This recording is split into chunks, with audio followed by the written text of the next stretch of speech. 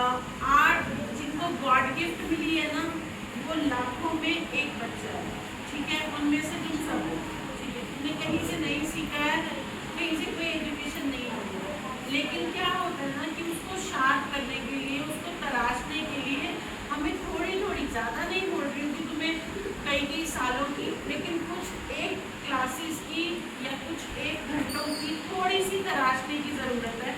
मैंने सबका काम देखा, मैं गलतियाँ नहीं निकाल रही हूँ, ठीक है। मैं ये चाह रही हूँ कि आज तुम यहाँ पर एग्जीबिशन कर रहे हो, आज के 6 महीने के अंदर तुम्हारी एग्जीबिशन किसी गैलरी में होगी। गैलरी समझते हो, जो आर्ट गैलरी होती है जहाँ पे सारे बड़े आर्टिस्ट अपना काम कराते हैं। एक आर्ट एक ऐसी चीज है इसमें कोई एज का बाउंडेशन नहीं है। मेरे पास 3 साल का बच्चा भी है जो पार्टिसिपेट करता है, और 93 साल का पर्सन भी है, बुजुर्ग हैं, वो भी पार्टिसिपेट करते हैं।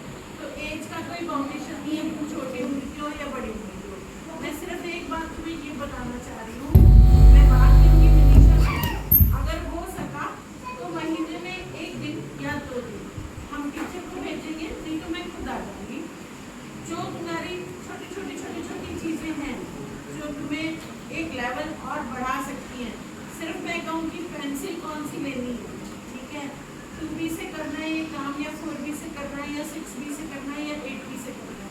सिर्फ इतनी इन्फॉर्मेशन तुम्हें मिलेगी तो तुम्हारा काम निखार में होगा, ठीक है। या मैं कहूँ कि कलर तुमने थोड़े से गाढ़े चलाए हैं, कहाँ गाढ़े चलाने हैं, कहाँ थोड़े से पानी मिला के चलाने हैं, ठीक है। तो छोटी जो टेक्निकल बातें हैं, देखो जो गॉड गिफ्ट है, अब भगवान जी ने तो आके तुम्हें नहीं बताया ना कि ब्रश ऐसे उठाओ और ऐसे चलाओ, ठीक है। भगवान जी ने तुम्हें थॉट दी है कि हाँ तुम कर सकते हो। 1 लाख में से एक बच्चा है जो पेंसिल उठाकर गोला भी डाल सकता है, समझ लो। तो तुम्हारे पास कितनी बड़ी नेमत है। जो चीज़ तुम्हारे पास है, तुम कोई भी स्टडी करो, आर्ट्स पढ़ो, कॉमर्स पढ़ो, साइंस पढ़ो, क्रिएटिव होना हर फील्ड में ज़रूरी है, ठीक है। तुम अगर बड़े इंस्टीट्यूट में पढ़ना या बड़ी क्लासेस लेना अभी अफोर्ड नहीं कर सकते, तो हम तुम्हें इतनी हेल्प कर सकते हैं कि तुम्हें एक स्टेप फॉरवर्ड कर दो। मान लो तुमने काम बनाया, खर्चा हो गया, हम नाप तोल नहीं सकते, मान लो यही पेंटिंग तुम्हारी 2-2.5 हज़ार रुपये में कहीं पे बिक गई, ठीक है। अभी नहीं बोल रही हूँ, कहीं बोलो कि मैम अब पेंटिंग सेल कराना शुरू करो, इतनी जल्दी नहीं। वो 2-2.5 हज़ार रुपये तुम्हारा सामान खरीदने में काम करेंगे, समझ लो। एक स्टेप फॉरवर्ड जाओगे, फिर कोई एक पेंटिंग किसी को पसंद आएगी, फिर एक बिकेगी। पेंटिंग बिकने से हमें कॉन्फिडेंस मिलता है, ठीक है। और जादू भी नहीं है पेंटिंग बेचना, ठीक है। कोई भी आर्ट बेचना जादू नहीं है।